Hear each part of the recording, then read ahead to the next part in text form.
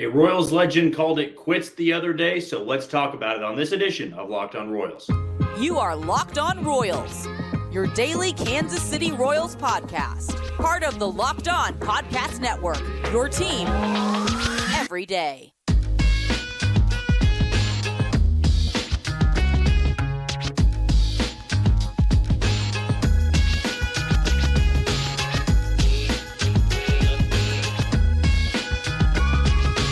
Thank you for tuning in to another edition of Locked On Royals on the Locked On Podcast Network. As always, I'm your host, Jack Johnson. You can give me a follow on Twitter or X at JohnnyJ_15. That's at JOHNYJ_15. You also can catch us on wherever you get your podcast. That can be Spotify, Apple Podcast, Amazon Music, Google Podcast. We're on Odyssey. We're also on YouTube, where you can follow us and subscribe. Our goal is to get to 1,200 followers by opening day. It originally was set at 1K, but we've already smashed through that. I think we're about at 1,060 at this point. So we keep getting new subscribers every day, and we are very thrilled about that. As for some of our sponsors today, our title sponsors will be FanDuel and Gametime. We'll have plenty more coming up on them throughout today's show. We had a full show yesterday. Didn't have any slip-ups, didn't have anything I would have had to edit out. But you know, with the connection problems we were dealing with down in Surprise, they kind of made things wonky on us. And I got through an entire episode, 30 minutes, and nothing to show for it. I felt good about it. This is the exact same rundown that we were going to talk about yesterday. So I'm just having to repeat this, basically, which is fine. I know at the end of the day, it's on me. I got to get better about having the best possible connection, having the best possible setup. But I can tell you this with honesty, it is good to be back. I loved my time down in Surprise. It was awesome. But it also feels great to be up here in Kansas City, where I've got a better background, I've got better quality, better audio. All of that makes me feel a lot better about putting out this podcast, which maybe at the end of it, when I go back through and get upset about things that happen on the podcast, sometimes things happen for a reason. Maybe the episode wasn't as good as I thought it would be. So I get a second chance. I get a do-over. Had to do something like this. And today, back in the full swing of things, that I work in Kansas City at Sports Radio 810 WHB and ESPN Wichita and ESPN Kansas City. Had to produce and host myself back-to-back shows today. And then I have a night show I got to run to on 810 here in about, 30 minutes or so. So after this podcast episode, I'm going to be flying back to the studio. Pretty chaotic day, but we always love it here in the sports world. You always love being busy, because if you're not busy, it's not as fun as you would think it would be. You like to have a lot of stuff on your plate, and that's certainly what we have with the Royals having their first game tomorrow. That's right.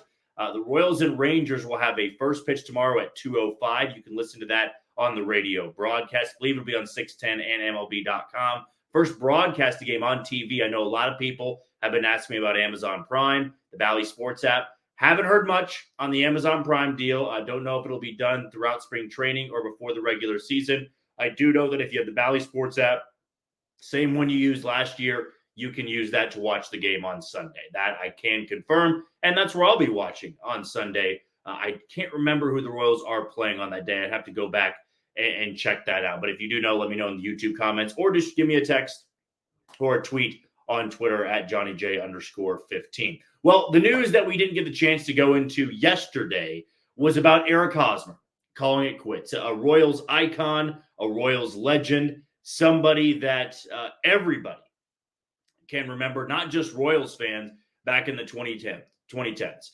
You go back and look at what Hos was able to accomplish, the pressure that he had on himself, the expectation that he had on himself.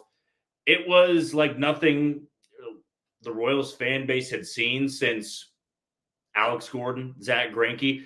In my opinion, there are four players since 2000 that have been given immense expectation right off the bat, right from the get-go. These were guys that from the time they were 17, 18, 19 years old, they were given this pressure of, you have to be a star. You don't just have to be good. You have to be a star. You have to be the face of this franchise. When Zach Greinke was drafted, he's seen as this messiah almost. He is going to be the ace. He is going to be the next great Royal pitcher. And he ended up being that. But it was a lot of heat, a lot of pressure to put on a kid who wasn't even legally allowed to drink alcohol. Then you get to Alex Gordon. I always remember this, and I always thought it was so unfair that Gordon, who was one hell of a college baseball player, gets drafted by Kansas City. And because he plays third base, he's given this pressure of, that's the next George Brett right there.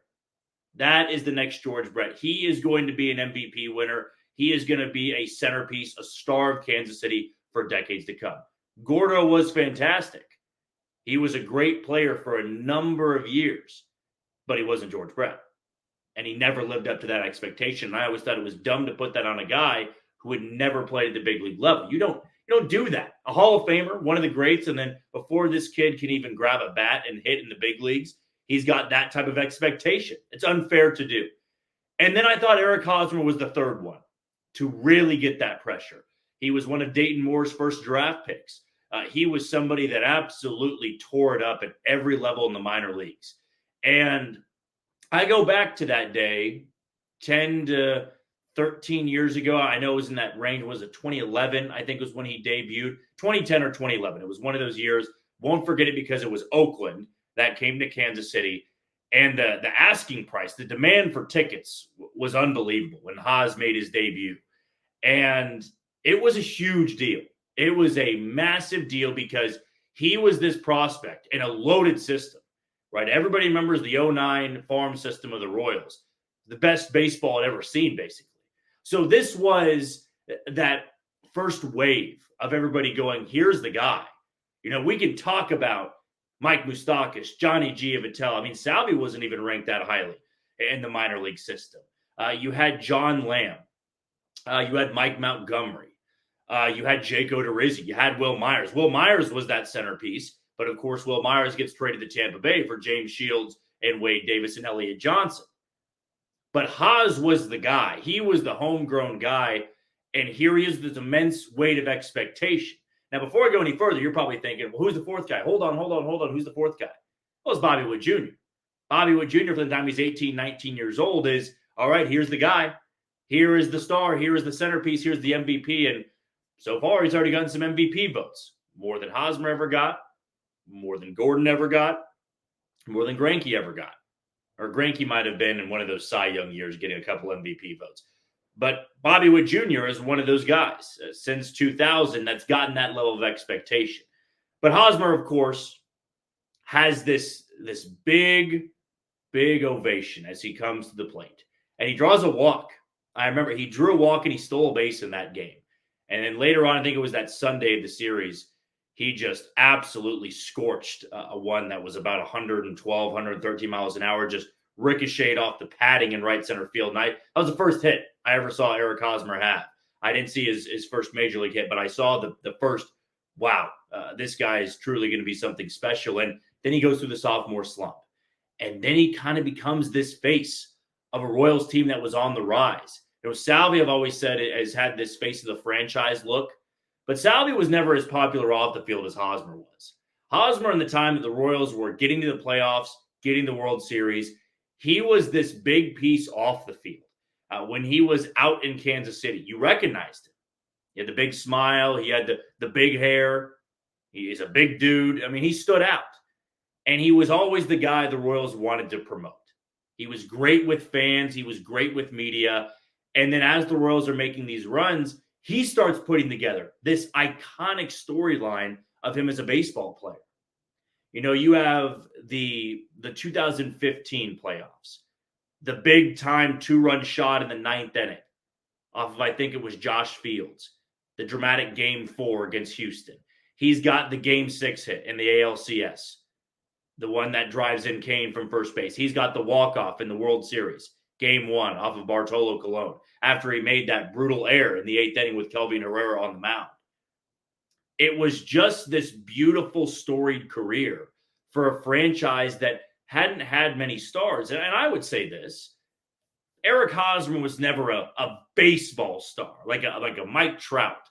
He was never a Aaron Judge. He was never a Juan Soto. He was never, on the pitching side of things, maybe it's a bad analogy, but like a Garrett Cole or a Justin Verlander. Now, he never nationally had that type of power of, wow, this is one of the best players you've ever seen. But he was damn good for a number of years, and he got paid. Now, it didn't translate well when he got to San Diego and then things weren't working out. He didn't have the best end to his career. But in Kansas City, it was storybook. To get a ring, to go to multiple All-Star games, to be an All-Star MVP, he lived up to a lot of those expectations that people set for him. And good for him that he knew when to walk away. He's got something he's passionate about now.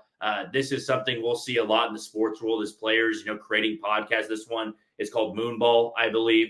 It's going to be great to listen to. He's probably got a lot of great stories. He's charismatic. He's personable. And I can't wait to see what's in store with this podcast moving forward. And career without baseball, or at least playing baseball for Eric Hosmer. But I tip my cap on one hell of a career. All right, we're going to take our first break of the show. When we come back, I'm going to give you my lasting thoughts from Surprise, some takeaways I had, and some thanks I want to give to some people that were down there. That's next on Locked On Royals. You are tuned into Locked On Royals on the Locked On Podcast Network. I am your host, Jack Johnson. Be sure to give me a follow on Twitter or X at JohnnyJ_15. That's at JOHNYJ_15. You can also look forward to some pretty good deals that we'll be giving you on FanDuel, who is one of the title sponsors today. Now, with FanDuel, get buckets with your first bet on FanDuel, America's #1 sportsbook. Because right now, new customers get $150 in bonus bets with any winning $5 bet. That's $150 if your bet wins. Bet on all your favorite NBA players and teams with quick bets, live same-game parlays, exclusive props, and more. Just visit FanDuel.com/lockedon and shoot your shot. FanDuel, the official sportsbook partner of the NBA. Well, of course, you can tell that we're back in Kansas City, back in the comfort of our own podcasting chair. I'm not coming to you from an Airbnb room. Now, the house was phenomenal. Surprise was phenomenal. Weather was great. Baseball, of course, right around the corner, and we got an up-close and personal look at this team for the first time this season. And I'll be down at Kauffman Stadium plenty of times this year, getting content, getting interviews, talking with guys. It should be a blast. We're very excited about where this podcast can take off to for the 2024 season. But what I wanted to do was just give some lasting thoughts and some thanks to a lot of guys down there because, being in the sports media world, I think you always have to prepare yourself for a lot of different things. You could go into a locker room, have one guy in mind, I want to interview this person, and they may not be available. You could try to work with a PR team to get an interview, line something up, and it may not come to fruition.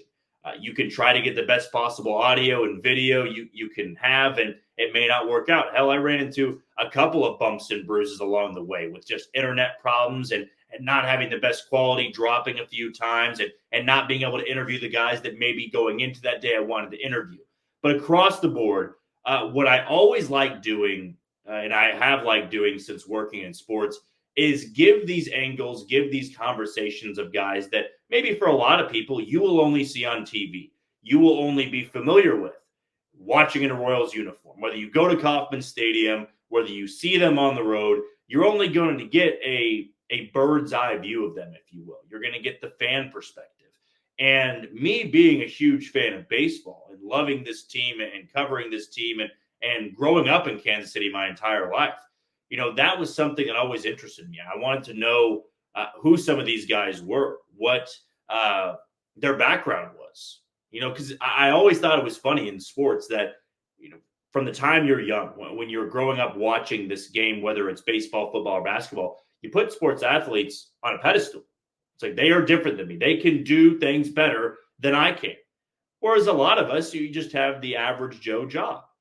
I consider myself an average Joe. I feel like I do my job and I do my job well. But there's a lot of people that do. And there's nobody that idolizes me for that. But sports athletes, it's an envious position, right? Everybody would love to play a game that they love and get paid a hell of a lot of money for it. That's a good thing about it. But you don't always view them as just people, and that was the coolest part about Surprise is these are just people. These are guys. And that's not to take a knock at them. Oh, they're just, average and normal. Nothing like that. No, they can do something very, very well. They are special in terms of their athleticism. But when you get to talk with them, just back and forth, if it's for a minute or 2 minutes or 3 minutes or 4 minutes or 15 minutes, these are just people too. They've got families. They've got lives outside the sports or outside of sports. And that is a cool thing to see, that you're only going to get this view of a fan of They're not talking to you. They're playing the game. And therefore, you can make up your impressions, your opinions of somebody because you don't know them. You don't know them personally. And I don't know them personally. Just because I have a conversation with them does not make me best buddies with them. No, not by any stretch. But I also think it's cool of how you can interact with some guys and you're actually holding a conversation. I thought one of my revelation points and surprise was seeing a guy like Jordan Lyles down there. And Jordan Lyles, he knows about the criticism that he gets. But he's also one of those guys that continuously stepped in front of the mic, stepped in front of the camera, and answered questions. And that, to me, shows a good character element of a person.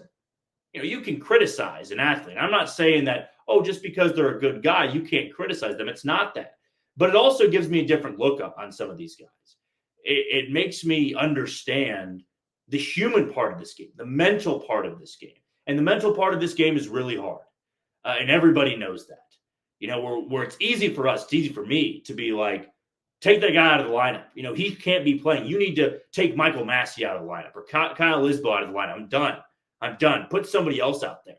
You don't always understand the mentality behind it, or why a coach is doing what a coach is doing, how hard a player is working, you know, how often they're in the weight room, how often they're taking BP, how often they're working and fine-tuning their craft.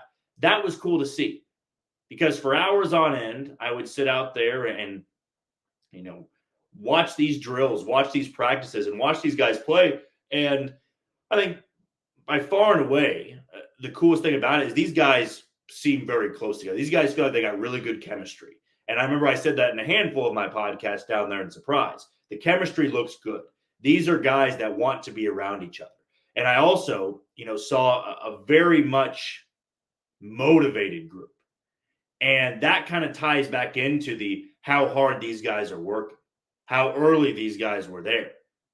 I mean, I think 3 out of the 4 days got to the complex around, 7:30, 7:45 a.m.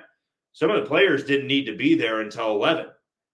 Chunks and chunks of guys were in the cages before I got there. You know, there was one day, it was kind of a cool moment to see just cage was empty. It was early in the morning. Bobby Witt Jr.'s in there with Alex Zumwalt. And Alex Zumwalt's, giving him pointers. Wasn't like they were trying to hide anything. It was just no music playing, just hitting in the cage. And that's the behind the scene things. And I didn't want to sit there and take my phone out and video it. I know a lot of people would have liked it, but it's just one of those moments like you don't need to. He's not doing it to have the cameras on him or anything like that. And for a lot of these guys, they weren't doing it to have the camera on them. And, for the people that set it up to Royals PR, Sam Mellinger, he was great to work with, getting everything lined up for us on Sports Radio 810 WHB and for me personally, being able to talk to a lot of these players. The great beat reporters down there that do fantastic work, Annie Rogers and Jalen Thompson, had a chance to talk with them a little bit. They do awesome work. They're still down there, kicking butt with all the coverage and giving you all the stuff that you need on this team. And that, I think, in a nutshell, was the best part of it all. It was just how hard everybody works down there, how hard they work to make things work. And like I said, this is a game about winning. Okay, there's going to be a lot of people listening to this and go, okay, cool. They're nice people. Everybody is going to try and make you feel welcome and comfortable. Dayton Moore was big into that. So why should I care? It's not so much of they're nice guys, they're going to win. Those players are very aware of the fact winning is going to solve everything. If they don't win, this is not going to mean a lick. If I keep covering this team, doing episodes, and this team's not good, well, guess what? The ratings are going to go down. I'll keep trying to give you the best possible episodes, but I'm sure that there are going to be listeners that don't care anymore because the team's not that good. But there was a lot of juice around camp. This is a team that's highly motivated. This is a team that knows what's at stake, and they like the pressure. They want the pressure on them. And you may say it's a 106-loss team. There's no pressure on them. You would think that. But I think with all the talk this offseason, what they've done, they know what's in store. They know that they don't have that luxury of only winning 70 games and feeling good about themselves and patting themselves on the back. That'd be a 14-win improvement, but it's not good enough by their standards. But again, what I really wanted to do was just give a big thank you to everybody down there Nick Capel, Sam Mellinger, number of people down. Jake Eisenberg. It was just a great crew. There's too many people to thank, and I'm trying to go off the top of my head. And the players, coaches were great. Royals PR was fantastic.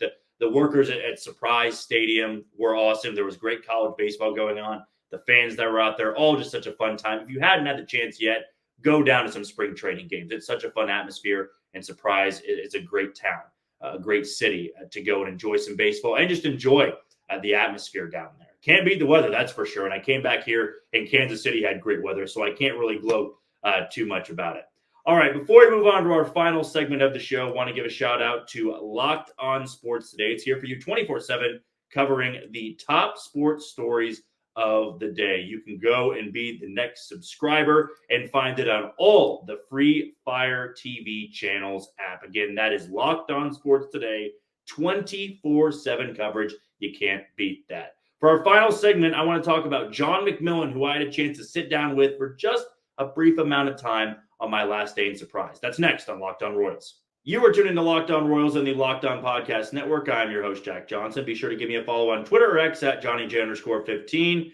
And find us on all the podcasting platforms like Spotify, Apple Podcast, Amazon Music, Google Podcast, Odyssey, and we're on YouTube. Just be sure to hit that follow button and subscribe. Before we go any further, I want to give a shout out to the other title sponsor today in Gametime. I have constantly preached about going to Gametime, buying your tickets there, opening day tickets. I still see a handful of opportunities left for you to buy those tickets. I think the cheapest I saw today for opening day for Royals and Twins, $32. So what do you need to do?